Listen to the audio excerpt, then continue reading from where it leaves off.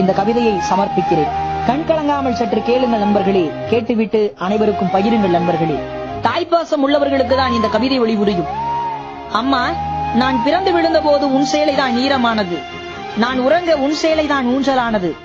நான் பால் அருந்தும் போது உதட்டினை துடைத்தது உன் சேலைதான். எனக்கு பால் கொடுக்கும் போது உன் சேலைதான் எனக்கு திரையானது. நான் மழையில் நனையாமல் இருக்க உன் சேலைதான் குடையானது. நீச்சல் பழக என் இடுப்பில் கட்டியதும் உன் சேலைதான்.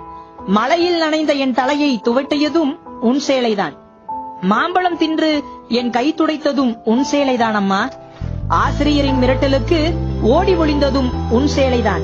அப்பா அடிக்க வரும்போது என்னை ஒளித்து வைத்ததும் உன் சேலைதான் அம்மா.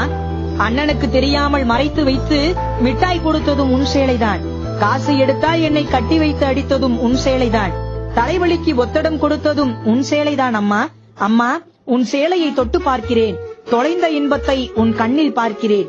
மறுபிறவியிலும் நீயே வேண்டுமென்று இறைவனிடம் கேட்கிறேன்.